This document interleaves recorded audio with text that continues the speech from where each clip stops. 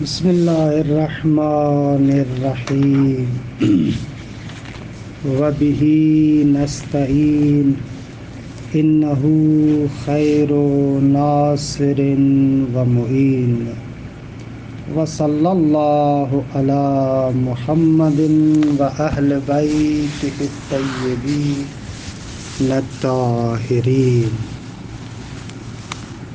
بسم اللہ الرحمن الرحیم۔ ان اللہ لا یستحیی ان یضرب مثلا ما بعوضة فما فوقها فأما الذین آمنوا فیعلمون انہ الحق من ربہم وَأَمَّا الَّذِينَ كَفَرُوا فَيَقُولُونَ مَاذَا أَرَادَ اللَّهُ بِهَذَا مَثَلًا يُضِلُّ بِهِ كَثِيرًا وَيَهْدِي بِهِ كَثِيرًا وَمَا يُضِلُّ بِهِ إِلَّا الْفَاسِقِينَ۔ پروردگار عالم کے لطف و کرم سے ہماری گفتگو سورہ بقرہ میں ہے اور سورہ بقرہ کی 26 نمبر آیت تک پہنچے ہیں۔ یہ آیت کریمہ جس کے بارے میں انشاءاللہ آج گفتگو ہوگی، مفسرین اس آیت کے شان نزول میں مختلف باتوں کو نقل کرتے ہیں کہ ان تمام باتوں کا اصل بنیادی مقصد یہ ہے کہ منافقین اعتراض کر رہے تھے کہ پروردگار عالم یہ جو منافقین کے لیے یہاں پر کچھ مثالیں ذکر کر رہا ہے یا دوسرے مقامات پر خداوند متعال جو مشرکین کے لیے مثالیں ذکر کر رہا ہے، بھلا یہ کیسے ہو سکتا ہے کہ اتنی معمولی سی چیزوں کی مثال آ کر خدا دے، کہیں مچھر کی مثال، کہیں مکھی کی مثال، کہیں مکڑے کی مثال، کہیں کیسی مثال، تو ان حقیر چیزوں کی مثال خدا کس طریقے سے دے سکتا ہے؟ یہ منافقین کی جانب سے ایراد اور اشکال کیا گیا۔ اس کے جواب میں پروردگار عالم نے اس آیہ کریمہ کو نازل کیا۔ البتہ جیسا کہ عرض کیا کہ شان نزول کی تفصیلات میں تھوڑا بہت اختلاف نظر آتا ہے۔ بعض لوگ کہتے ہیں کہ سورہ حج کی 73 نمبر آیت اور سورہ عنکبوت کی 41 نمبر آیت پر انہوں نے اعتراض کیا، کیونکہ ایک جگہ پر مکھی کی مثال ہے اور دوسری جگہ پر مکڑے کی مثال ہے۔ بعض لوگ کہتے ہیں کہ نہ، منافقین نے یہ جو 17 سے 20 نمبر آیات تک منافقین کے بارے میں مثال ذکر ہوئی، اس کے بارے میں ان لوگوں نے اعتراض کیا کہ بالآخر خدا ان مثالوں کے ذریعے سے کیا چاہتا ہے؟ کیسے ہو سکتا ہے کہ پروردگار عالم ایسے حقیر جانوروں کی مثالیں دے؟ تو ان کے جواب میں یہ آیہ کریمہ نازل ہوئی ہے۔ اچھا، آیت کی فضا کو اچھے طریقے سے روشن کرنے کے لیے چند باتوں پر توجہ کریں۔ دیکھیں، تعلیم اور تربیت کا جو طریقہ کار ہے، جو اسلوب ہے، اس میں بیان کرتے ہیں کہ تعلیم و تربیت کے لیے ضروری ہے کہ آپ مناسب مثالوں سے استفادہ کریں۔ اگر آپ دیکھ رہے ہیں کہ ایک مطلب بہت عمیق ہے، دقیق ہے، گہرا مطلب ہے، تو آپ کو چاہیے کہ آپ مناسب مثالوں کے ذریعے سے ان حقائق کو بیان کریں، مثال لے کر آئیں تاکہ مطلب روشن ہوگا۔ قرآن کریم میں بھی یہ روش بہت زیادہ استعمال ہوئی ہے، یعنی کافی موارد پر خداوند متعال حقائق کو لوگوں کی تربیت کے لیے، لوگوں کی ہدایت کے لیے کافی موارد میں خداوند متعال مثالوں کو ذکر فرماتا ہے، اور واضح سی بات ہے کہ ان کا اپنی جگہ پر فائدہ ہے، جیسا کہ عرض کیا، کیونکہ قرآن میں ظاہر سی بات ہے حقائق جو ماورائے طبیعت حقائق ہیں، جو اس مادے اور مادیات سے بالاتر ہیں، ان محسوسات سے بالاتر ہیں، اگر آپ ان مثالوں کو تنزل دے کر نیچے لا کر محسوس مثالوں کے ذریعے سے بیان کریں تو لوگوں کے سمجھ میں بالکل آسانی سے آ جائے گی وہ بات۔ لوگوں کو اگر آپ معقول چیز محسوس طریقے سے سمجھائیں تو بہت ہی مفید ہوتا ہے۔ یہ معقول مطلب کو، جو عقلی مطلب ہے، اس کو محسوس قالب میں ڈھال کر اگر آپ دکھائیں گے تو سمجھنے والے کے لیے بہت زیادہ آسانی ہو جاتی ہے۔ بلکہ کبھی کبھار تو ایسے ہوتا ہے کہ اگر آپ کی مثال جالب ہے اور مناسب مثال ہے تو اس کی تأثیر اور اس کی اثر گزاری انسان کے روح اور نفس پر بہت زیادہ ہوتی ہے۔ یعنی آپ ایک حقیقت کو جب بیان کرتے ہیں تو شاید کبھی کبھار اس کے دلائل اتنا کام نہیں کرتے جتنا کام ایک مثال کے ذریعے سے ہو جاتا ہے۔ مثال ڈائریکٹ جا کر انسان کے قلب اور نفس اور روح پر اثر انداز ہوتی ہے۔ یہ واقعہ اسی طریقے سے ہے۔ بہرحال قرآن مجید کسی جگہ پر مثلا سورہ حج کی 73 نمبر آیت میں مشرکین کی ناتوانی کے لیے کہ ان کے اندر کیا ہے، کچھ بھی نہیں ہے، ناتوان ہیں، بے بس ہیں، ان کی بے بسی کے لیے خداوند متعال مکھی کی مثال کو ذکر کرتا ہے۔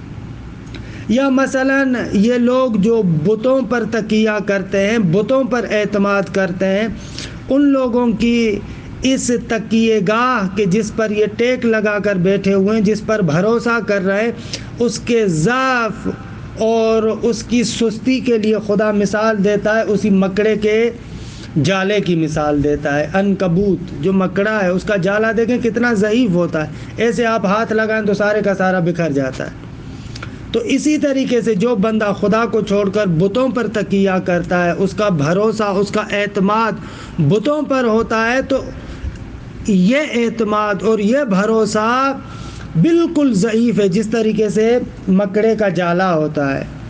یا منافقین کے بارے میں جو یہ مثالیں یہاں پر ہم نے 17 سے 20 نمبر آیات تک پڑھی، اس کے اندر بھی یہ مطلب آیا۔ بہرحال یہ اصل فضا ہے کہ اس فضا کے ساتھ آپ اس آیت کے اندر آئیں کہ خدا متعال فرماتا ہے ان اللہ لا یستحیی ان یضرب مثلا ما، بے شک خدا حیا نہیں کرتا، خدا کو شرم نہیں آتی کہ وہ ان یضرب مثلا ما، کسی بھی چیز کی مثال دے۔ کوئی بھی مثال دینے سے خدا کو شرم یعنی عیب نہیں ہے خدا کے لیے کہ خدا آئے اور اگر کسی بھی چیز کی مثال کو ذکر کرے۔ بھائی مثال کو ذکر کرنے میں کیسی شرم، کیسی حیا، یہ تو کوئی بات نہیں ہے۔ یعنی انسان اگر فطرتی طور پر منسلخ ہو جائے نا، انسان اپنی فطرت کو اگر خراب کر دے تو اس کو سیدھی سیدھی باتیں بھی الٹی لگتی ہیں۔ تو یہاں پر بھی وہ فوراً اعتراض کرتے ہیں کہ بھائی یہ کیا ہے، چھوٹی چھوٹی چیزوں کی مثال۔ بھائی مثال ذکر کرنے میں تو عیب نہیں ہے، چاہے وہ مثال کسی چھوٹے سے جانور کی ہو، مثلا حتیٰ مچھر کی مثال دینے سے بھی کیا عیب ہے، اس مثال کو ذکر کرنے میں تو کوئی عیب نہیں ہے۔ بلکہ مچھر سے بھی جو کمتر چیز ہے اس کی بھی مثال انسان دے سکتا ہے، کیونکہ مثال دینے سے تو مقصد یہ ہوتا ہے کہ انسان حقائق کو روشن کرے، حقائق کو مثالوں کے ذریعے سے بیان کرے۔ خود اس میں شرم کی کیا بات ہے، اس میں عیب کی کون سی بات ہے؟ بلکہ یہ تو مثال دینے والے کے جمالیاتی پہلو کو بیان کرتا ہے کہ وہ ہنر، جمال، فن، اس میں مہارت رکھتا ہے۔ عام طور پر ایک اچھا سا خطیب ہو جب وہ بات کرتا ہے تو اپنی باتوں کو مختلف مثالوں کے ذریعے سے ذکر کرتا ہے۔ اب ان مثالوں کے ذریعے سے آپ نہیں کہتے کہ بابا یہ مثالیں کیوں دے رہا ہے، اب یہ تو اس کا کمال ہے کہ ان حقائق کو مثالوں کے ذریعے سے بیان کرتا ہے۔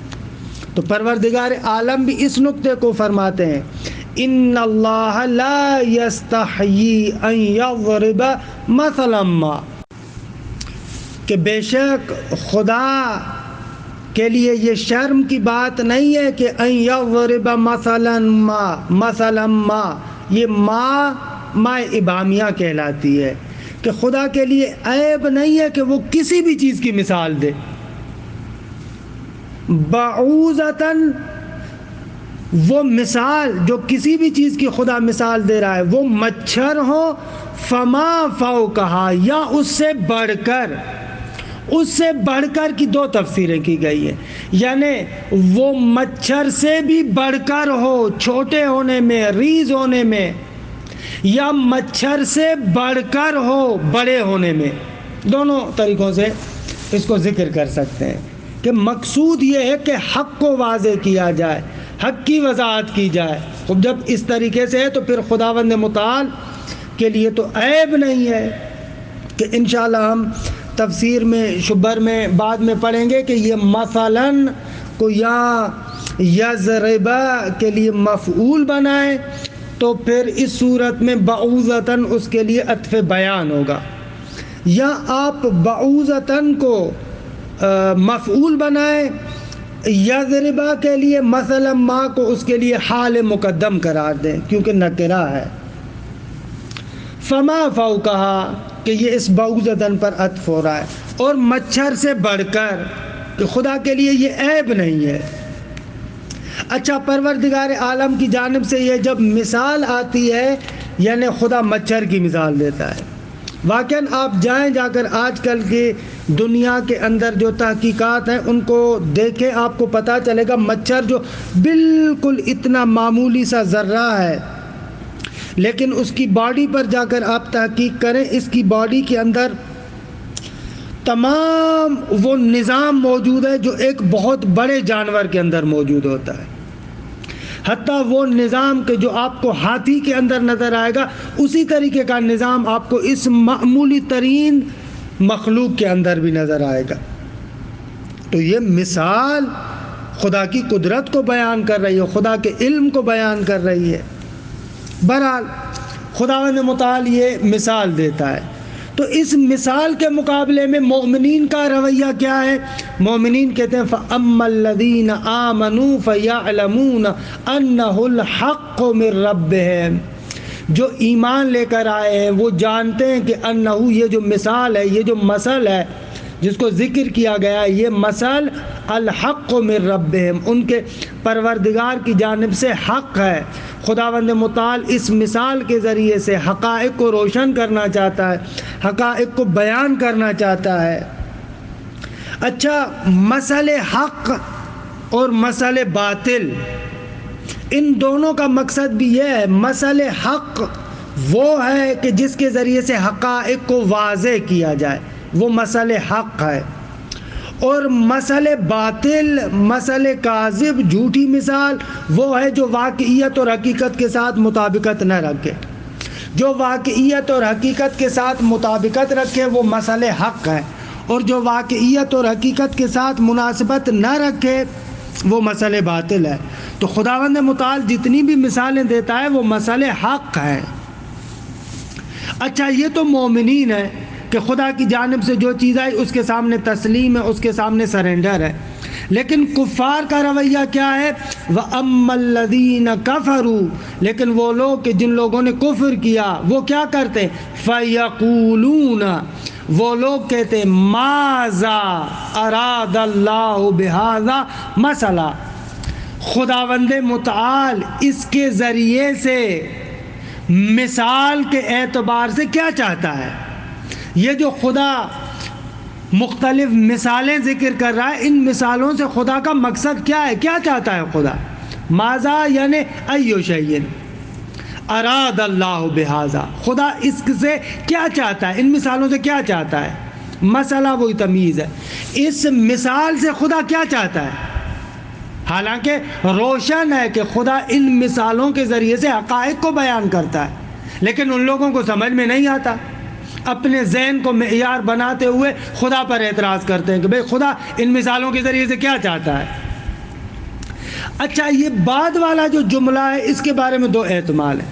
ایک احتمال یہ ہے کہ کفار کا جملہ ہو، اور ایک احتمال یہ ہے کہ خداوند متعال کا جملہ. اگر کفار کا جملہ ہو بعد والا تو پھر ترجمہ ایسے ہوگا: ماذا اراد اللہ بہذا مثلا یضل بہ کثیرا ویہدی بہ کثیرا، کہ اس مثال کے ذریعے سے بہت سارے لوگوں کو گمراہ کرتا ہے اور بہت سارے لوگوں کو ہدایت دیتا ہے. اگر آپ اس کو کفار کا جملہ قرار دیں، کفار کہتے ہیں چلو مان لیا، منافقین کہتے ہیں چلو مان لیا کہ مثال کے ذریعے سے بہت سارے لوگوں کی ہدایت ہوتی ہے، لیکن بہت سارے لوگ گمراہ بھی تو ہوتے ہیں. جب بہت سارے لوگ گمراہ بھی ہوتے ہیں تو پھر خداوند متعال ان مثالوں کے ذریعے سے کیا چاہتا ہے؟ یہ اس صورت میں جب ہم کہیں کہ یہ انہی کفار کی بات کا ادامہ ہے، تسلسل ہے. انہوں نے کہا وَأَمَّا الَّذِينَ كَفَرُوا فَيَقُولُونَ مَاذَا أَرَادَ اللَّهُ بِهَذَا مَثَلًا يُضِلُّ بِهِ كَثِيرًا وَيَهْدِي بِهِ كَثِيرًا. بہت سارے لوگوں کو ہدایت دیتا ہے، بہت سارے لوگوں کو گمراہ کرتا ہے. لیکن ایک اور احتمال کے جو ظاہراً ہمیں مناسب تر لگ رہا ہے، ہم کہیں کہ نہ، یضل بہ کثیرا ویہدی بہ کثیرا، یہ پروردگار عالم کا جملہ ہے. جب انہوں نے کہا نا کہ خدا اس مثال کے ذریعے سے کیا چاہتا ہے، تو پروردگار عالم جواب دیتا ہے یضل بہ کثیرا ویہدی بہ کثیرا. خدا اس مثل کے ذریعے سے، ان مثالوں کے ذریعے سے بہت سارے لوگوں کو گمراہ کرتا ہے اور بہت سارے لوگوں کو ہدایت دیتا ہے. خداوند متعال یہ جو کام کر رہا ہے، بہت سارے لوگوں کو گمراہ کرتا ہے، بہت سارے لوگوں کو ہدایت دیتا ہے. اچھا، کوئی بندہ پلٹ کر کہہ سکتا ہے کہ یہ کیا بات ہوئی، یعنی خدا خود گمراہ کرتا ہے تو پھر ہمارا کیا قصور؟ تو اس کا جواب اگلے جملے میں دیا وَمَا يُضِلُّ بِهِ إِلَّا الْفَاسِقِينَ. لیکن ان مثالوں کے ذریعے سے خدا ابتدائی طور پر کسی کو گمراہ نہیں کرتا. خدا کی جانب سے ابتدائی طور پر کسی کے لیے گمراہی نہیں ہوتی. سب کے لیے ایک ہدایت عام کے طور پر خداوند متعال نے سفرہ بچھایا ہوا ہے. ہر ایک کو ہدایت حاصل کرنے کے جو وسائل ہیں وہ بھی خداوند متعال نے عطا کیے ہیں، اور ابتدائی طور پر ہدایت کا انتظام بھی سب کے لیے کیا ہے. لیکن بعض لوگ اپنی بدبختی کی وجہ سے اس ہدایت کے راستے کو چھوڑ دیتے ہیں. جب اس راستے کو چھوڑ دیتے ہیں، خداوند متعال نے ان کو اختیار دیا ہے، اس راستے کو چھوڑ دیتے ہیں. جب اس راستے کو چھوڑ دیتے ہیں تو خداوند متعال بھی ان کو گمراہ کر دیتا ہے. تو یہ ابتدائی گمراہی کی بات نہیں ہے. لہذا آپ اعتراض نہ کریں کہ خدا گمراہ کیسے کرتا ہے. خداوند متعال اسی کو گمراہ کرتا ہے جو اس کے راستے پر نہیں آتا. خدا نے راستہ دکھایا ہوا ہے کہ یہ راستہ ہے، لیکن اس راستے کو انسان پیٹھ دے کر الٹا چلنا شروع کر دے. اگر الٹا چلنا شروع کرے گا تو خداوند متعال کی مصلحت یہ ہے کہ پھر اس کو الٹا چلنے دیتا ہے، اس کو چھوڑ دیتا ہے، کیونکہ یہ عالم اختیار ہے. خدا چاہتا ہے جو بندہ بھی کمال حاصل کرے اختیار کے ذریعے سے کمال حاصل کرے. وَمَا يُضِلُّ بِهِ إِلَّا الْفَاسِقِينَ. خدا اس مثال کے ذریعے سے گمراہ نہیں کرتا مگر فاسق کو.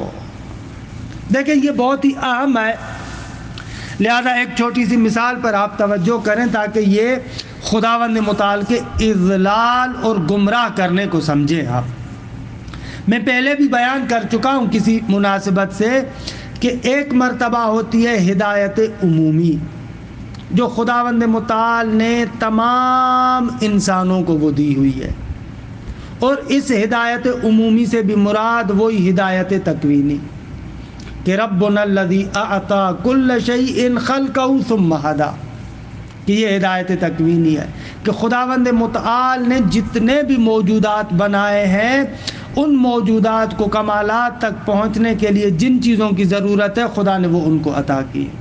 یہ سب کے لیے، کسی بندے کو، کسی موجود کو اسے محروم نہیں کیا. دوسری ہدایت ہدایت تشریعی عام ہے، عام تشریعی ہدایت، وہ بھی خداوند متعال نے سب کو دی ہوئی ہے. ہدی للناس، قرآن کے لیے بھی کہا نا کہ قرآن تمام انسانوں کے لیے ہدایت ہے. یہ عمومی ہدایت بھی خدا نے سب کے لیے قرار دی.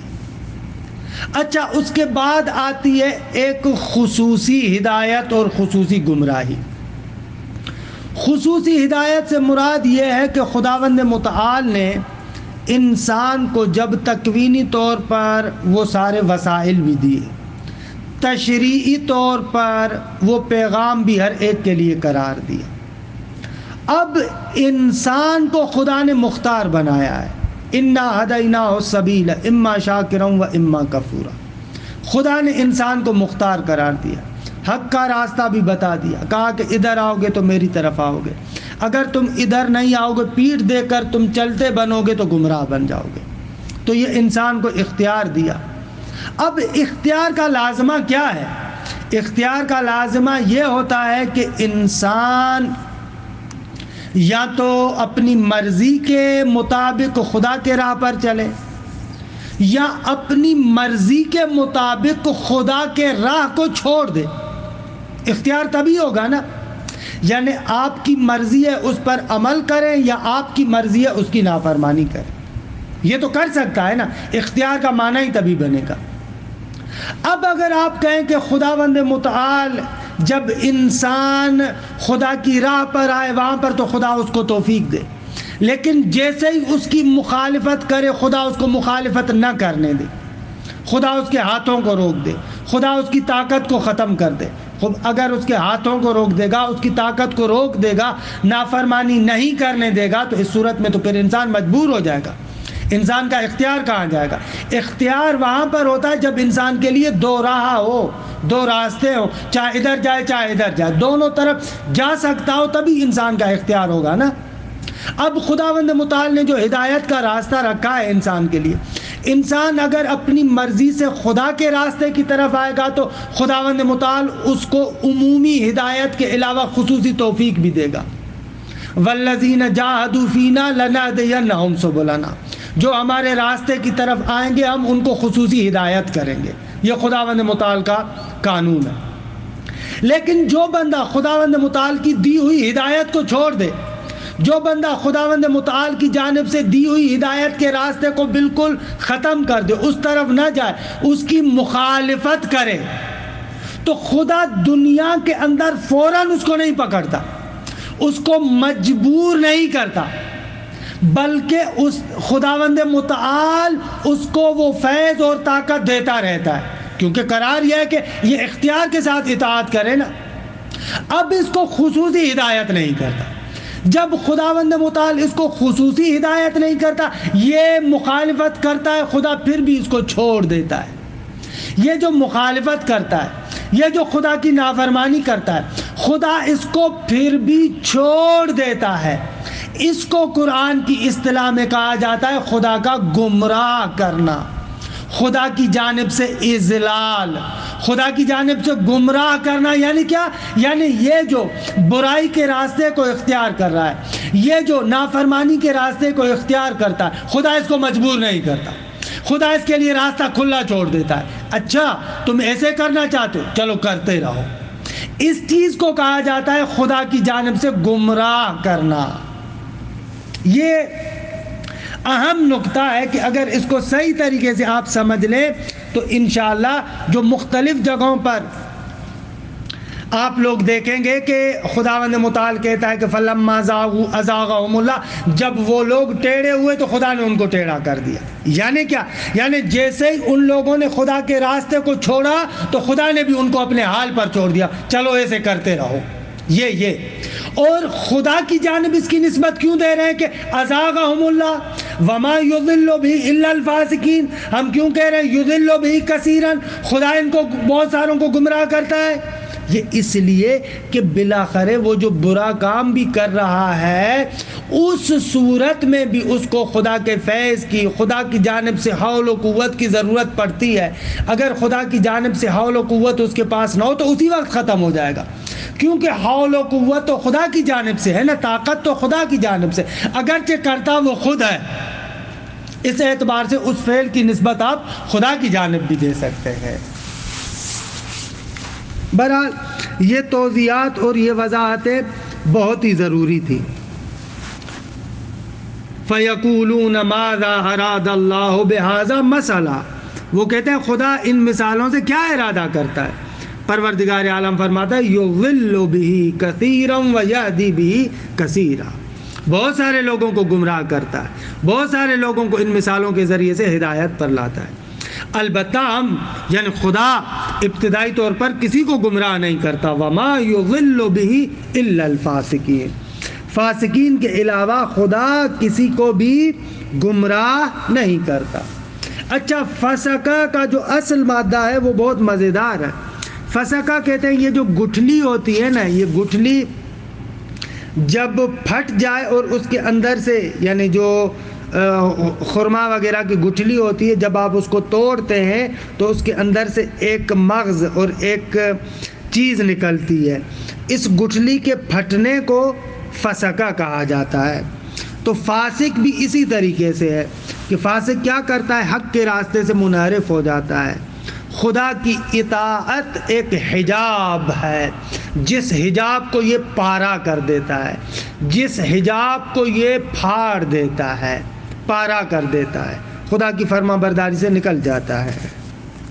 بہرحال یہ اس آیہ کریمہ کے بارے میں چند مطالب، میں جلدی میں تفسیر شبر کا ترجمہ کر لوں۔ بسم اللہ الرحمن الرحیم۔ ان اللہ لا یستحیی ان یضرب مثلا، خدا مثال کو ذکر کرنے سے حیا نہیں کرتا۔ مثلا کس چیز کے لیے مثال؟ للحق، حق کے لیے مثال۔ یوضحہ بہ، اس حق کو خدا واضح کرتا ہے بھی اس مثال کے ذریعے سے، لعبادہ المؤمنین، اپنے مؤمن بندوں کے لیے۔ ما، اس ما کو بیان کر رہے ہیں، یعنی ای مثلن، ای مثلن، اے غلط ہے، یہ جو ہمارے پاس عبارت ہے نا، یہ عبارت غلط ہے، اصل میں ای مثلن کان، کوئی بھی مثال ہو، کسی بھی مثال کو ذکر کرنے سے خدا حیا نہیں کرتا، اس میں حیا کی بات نہیں ہے، ہر مثال کو خدا ذکر کرتا ہے۔ کہتے ہیں ابہامیہ، ابہامیہ یعنی یہ ما ابہامیہ ہے، تزید النکرۃ ابہامن، اس نکرہ مسئلہ، اس مسئلہ کے ابہام کو اور زیادہ بڑھا دیتی ہے۔ کوئی بھی مثال، خدا کسی بھی مثال کو ذکر کرنے سے شرم نہیں کرتا۔ او زائدہ، یا یہ ما زائدہ، ابہامیہ نہیں ہے بلکہ زائدہ ہے۔ خوب زائدہ کیوں ہے؟ للتاکید، تاکید کے لیے۔ قرآن مجید میں اور مثالیں ہیں جہاں پر ما زائدہ ہو تاکید کے لیے، جی بالکل ہے۔ فَبِمَا رَحْمَةٍ، یہ فَبِمَا رَحْمَةٍ میں ما زائدہ ہے، اصل میں با داخل ہے اس پر۔ ان اللہ لا یستحیی ان یضرب مثلا ما بعوضۃ، کہتے ہیں یہ بعوضہ عطف و بیان لمثلا، مثلا کے لیے عطف بیان ہے، مثلا ان یضربہ کے لیے مفعول اور بعوضۃ اس کے لیے عطف بیان ہے۔ او مفعول، یا ایسے ہے ان اللہ لا یستحیی ان یضرب بعوضۃ، کہ خدا مچھر کو ذکر کرے، مثلا ما، در حالی کے مثال کے طور پر، مفعول ہے یضربو کے لیے، وہ مثلا حال منہ، اور مثلا حال ہے اس بعوضتن کا، البتہ مقدم کیوں ہوا ہے؟ حال مقدمۃ لتنکیرہ، کیونکہ جب دونوں نکرہ ہیں، مفعول ہے، تو پھر اس صورت میں حال کو ذوالحال پر مقدم کرتے ہیں تاکہ بیان کیا جائے کہ یہ حال ہے نہ کہ صفت ہے۔ او ہما مفعولہ ہو، یا آپ یضربا کو جعل کے معنی میں قرار دیں، آپ کہیں کہ یہاں پر تضمین ہے، ان یضربا یعنی ان یجعل، اس صورت میں پھر دو مفعول ہو جائے گا اور دونوں مفعول ہو جائیں گے یضربا کے لیے، لتضمن ہی معنی جعل، جعل کے معنی کو متضمن ہو، تضمین ہو جعل کے معنی کی، تو پھر اس صورت میں دو مفعول ہو جائے گا۔ فما فوقہا، یہ عطف ہو رہا ہے بعوضتن پر، والبعوض صغار البق، چھوٹا سا مچھر، وهو رد على الطائنين في ضربه الامثال في كتابه بالذباب والعنکبوت وغیرہما، یہ آیہ کریمہ رد ہے ان لوگوں کا کہ جو طعن کر رہے تھے، جو عیب نکال رہے تھے کہ بے خداوند متعال نے جو قرآن میں مثالیں ذکر کی ہیں مکھی کی، مکڑے کی اور اس قسم کی چیزوں کی، تو خدا نے کیوں مثالیں ذکر کی ہیں؟ ان کے رد میں خدا نے یہ فرمایا ہے۔ اچھا، اس مثال کی نسبت سے مومن اور کافرین کی کیا برداشت ہوتی ہے؟ وہ لوگ کیا سمجھتے ہیں؟ فَأَمَّا الَّذِينَ آمَنُوا فَيَعْلَمُونَ، لیکن جو لوگ ایمان لے کر آئیں وہ جانتے ہیں کیا، انہو کی ضمیر اس مسئلے مضروب کی طرف ہے، یعنی یہ مثال، یہ جو مثال ہے، الحق من ربہم، خدا کی جانب سے حق ہے، اراد بالحق، خدا نے اس سے حق کا ارادہ کیا ہے، وَإِبَانَتَهُ، حق کو ظاہر کرنے کا ارادہ کیا ہے، وَأَمَّا الَّذِينَ كَفَرُوا فَيَقُولُونَ، لیکن وہ جو کفار ہیں وہ کہتے ہیں، دیکھیں اوپر دا مومنین کے لیے فَأَمَّا الَّذِينَ آمَنُوا فَيَعْلَمُونَ، وہ جانتے ہیں، ان کو علم ہے، یقین ہے، لیکن کفار کے لیے کہا وَأَمَّا الَّذِينَ كَفَرُوا فَيَقُولُونَ، وہ لوگ کہتے رہتے ہیں، جانتے نہیں ہیں، ان کو علم نہیں ہے۔ ماذا، اس ماذا کو اگر مرکب قرار دیں اس صورت میں یہ ماذا ایو شیء کی معنی میں ہوگا، اور ارادہ کے لیے مفعول بنے گا، ماذا یعنی ای شیء، مفعول مقدم ہے، اراد اللہ بہذا، خدا نے کس شے کا ارادہ کیا ہے اس سے، مسئلہ تمیز مثال کے اعتبار سے، من جہت المثل۔ تو اب یضل بھی کثیرا و یہدی بھی کثیرا، اگر کفار کی ہو بات تو پھر ہوگا کہ خدا اس مثال کے ذریعے سے کیا چاہتا ہے، کچھ کو گمراہ کرتا ہے اور کچھ کو ہدایت دیتا ہے، یہ تو بات درست نہیں ہے۔ اور اگر خداوند متعال کی جانب سے جواب ہو تو پھر ان کے اس سوال کا جواب ہے، قیل ہوا جواب ماذا، بعض لوگ کہتے ہیں کہ ماذا اراد اللہ بہذا مسئلہ، یہ اس کا جواب ہے، یعنی خداوند متعال کا کلام ہے۔ اے اذلال کثیر بسبب انکارہ وہدایت کثیر من جہت قبولہ فہو یجری مجری البیان للجملتین، اے ان کل من الفریقین موصوف بالکثرت وبسببیت لہما نسب الیہ۔ فرماتے ہیں کہ اب اس کو بیان کر رہا ہے کہ یہ تو روشن ہو گیا کہ یہ ماذا کا خداوند متعال کا جواب ہے ان کو۔ اچھا، یضل بہ کثیرا و یہدی بہ کثیرا، بہت ساروں کو ہدایت کرتا ہے، بہت ساروں کو گمراہ کرتا ہے، اے یعنی اضلال و کثیرن، بہت ساروں کو گمراہ کرتا ہے، بسبب انکار، ان کے انکار کی وجہ سے، وہ ہدایت و کثیرن، اور بہت ساروں کی ہدایت کرتا ہے، من جہت قبول ہے، کیونکہ وہ اس کو مانتے ہیں، فہو یجری مجری البیان، گویا کہ یہ بیان ہے، توضیح ہے، للجملتین، دونوں جملوں کی، اے ان کل من الفریقین، جو دونوں ہیں مؤمنین اور کفار، ان دونوں کو بیان کیا جا رہا ہے۔ مؤمنین جب کہہ رہے ہیں کہ انہ الحق من ربہم تو یہدی بھی کثیرہ میں آ جائیں گے، اور کفار جو کہہ رہے ہیں کہ فیقولون ماذا اراد اللہ بہذا مسئلہ تو ان کے لیے ہوگا یضل بہ کثیر، ان دونوں کے لیے بیان کی حیثیت رکھتا ہے، اوپر دو گروہ تھے نا، ان دونوں کے بیان کی حیثیت رکھتا ہے۔ اے ان کل من الفریقین موصوف بالکثرت، فی نفس ہی ان کو دیکھا جائے، ایک دوسرے کی نسبت سے نہ، کیونکہ ایک دوسرے کی نسبت سے دیکھیں گے تو ہدایت پانے والے کم ہیں، گمراہ ہونے والے بہت زیادہ ہیں، لیکن فی نفس ہی خود ان کو دیکھا جائے تو دونوں کثرت کے ساتھ متصف ہو سکتے ہیں۔ ان کل من الفریقین موصوف بالکثرت، اچھا سبب تو اصل خدا ہے نا، لہذا خدا کی طرف نسبت ہے، وبسببیت لہما، دونوں کے لیے سبب خدا ہے، نسب الیہ، خدا کی طرف یہ منسوب کیا گیا۔ وَالرُّوِیَا، یہ اس صورت میں تھا جب ہم نے کہا کہ ماذا اراد اللہ بہذا مسئلہ اس کا جواب ہے، یعنی خدا کا کلام ہے، یضل بہ کثیرا و یہدی بہ کثیرا، لیکن بعض لوگ کہتے ہیں کہ انہو قول الکفار، یہ یضل بہ کثیرا و یہدی بہ کثیرا خود کفار کی بات ہے، کیسے؟ اے لا معنی للمثل، گویا کہ کفار ایسے کہتے ہیں کہ مثال کا کوئی مقصد نہیں ہے، لأنہ وإن نفع به من یہدی بہ، اس کا کوئی فائدہ نہیں ہے، کیوں؟ اگرچہ یہ نفع دیتا ہے، فائدہ دیتا ہے اس بندے کو کہ جو ہدایت پا چکا ہے، لیکن فہو یضر به من یضل به، لیکن جو بندہ اس سے گمراہ ہوتا ہے اس کے لیے تو نقصان دہ ہے۔ درست ہے بعض لوگوں کے لیے فائدہ ہے لیکن بعض لوگوں کے لیے تو نقصان دہ ہے، لہذا اس مثال دینے کی کیا ضرورت ہے؟ فرد اللہ علیہم قولہم، خداوند متعال نے ان کے اس قول کو، اس کی بات کو رد کیا، کیسے؟ فقال وما یضل به الا الفاسقین، خدا تو فقط فاسقین کو گمراہ کرتا ہے، یعنی ای الخارجین عن دین اللہ، جو اللہ کے دین سے خارج ہے خداوند متعال فقط ان کو گمراہ کرتا ہے۔ لیکن پہلے والا جو احتمال ہے وہ پہلے والا احتمال مناسب تر احتمال ہے کہ خداوند متعال جواب دے رہا ہے، پھر گویا کہ ایک سوال اٹھتا ہے کہ بھئی کیسے ہو سکتا ہے اگر خدا گمراہ کرتا ہے تو پھر یہ تو اچھی بات نہیں ہے، تو ان کو جواب دیا گیا کہ وما یضل به الا الفاسقین، فاسقین کے علاوہ خدا کسی کو گمراہ نہیں کرتا۔ وصلی اللہ علی محمد و اہل بیتہ الطیبین الطاہرین۔